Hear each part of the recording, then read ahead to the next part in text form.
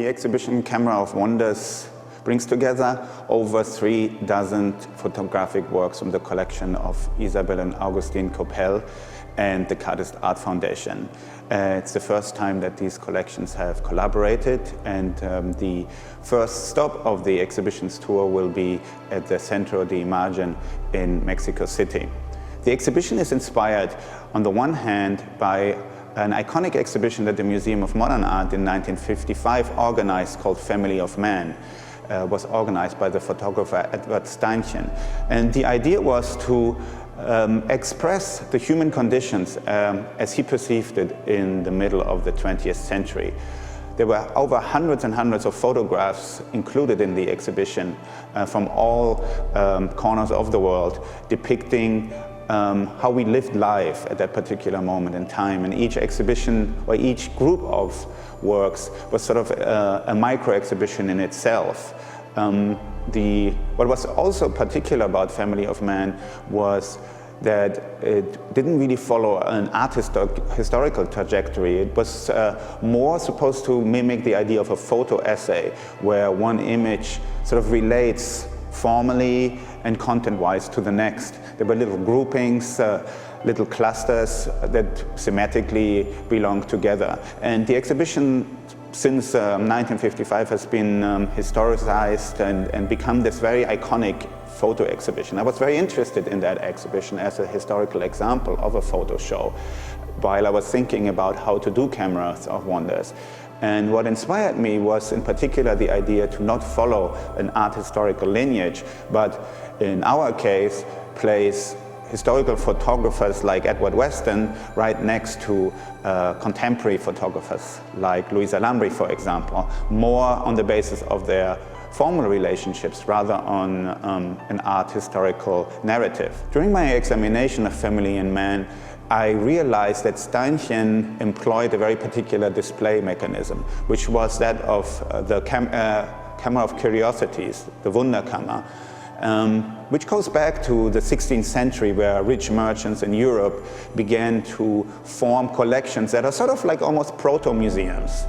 They brought together artworks, objects from natural history, all kinds of like elements that were novel to their time. And of course, the expansion that was created through the merchants and the trading with faraway places really was the trigger behind that. Shells were brought back, exotic animals were brought back, and they were then put together with other forms of curiosities. These Wunderkammers are also known as curiosity chambers. And in those Wunderkammers, you could really see the formal relationships between, let's say, a crocodile and a shell in a work of art. Again, there wasn't necessarily a very scientific way of how these Wunderkammers were installed, which was something that I was interested in as well.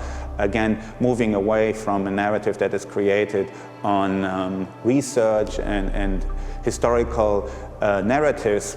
So our exhibition, we work with an architect very carefully on the layout, kind of mimics this idea of the Wunderkammer or the Cabinet of Curiosities, with many different sections where the photographs are coming together very much based on their formal relationships. And they create a long narrative where you really see the development from one work of art to the next, in terms of their formal relationships, whether those be like colors or subjects in the photographs. The large amount of photography that we have in the exhibition, we really sort of like see a mirror of our time in front of our eyes, evolving and developing. Since the architecture of Family of Man was very particular, we began to think about what we could do with this exhibition that somehow would not mimic, but sort of take Family of Man as a point of departure in terms of its architecture. Thinking again about different type of groupings of the works. And together with the architectural office Productora, which is based in Mexico, we have developed this incredible display of panels that will populate the entire museum in Mexico. So in that way, the whole exhibition is sort of structured around these formal and content relationships. Often they're just based on like very simple similarities like lines and colors and atmospheres, or very subtly touch on certain subjects. We would go from a photograph of the Golden Gate Bridge to a photograph that shows you electricity wires. So you really have the possibility to create a whole visual associative narrative throughout the entire exhibition from one photograph to the next. Very important to me as a curator personally is that I think photography has this ability to capture reality, capture the world around us in a way that I don't think any other medium can. Even though there is this proliferation of images, we all make snapshots with our cell phones and put them on Instagram or Facebook, and there's still something that is very, very unique to taking pictures and how they can capture a moment, capture a reality, and through the photographs often transform them into sort of a poetic rendering. And I don't know if there's any other medium that actually really has that possibility. So I feel like the exhibition really comes in an interesting moment in time where there's billions and billions of photographs taken every day, but there's only a handful that sort of manage to really capture those poetic moments in life.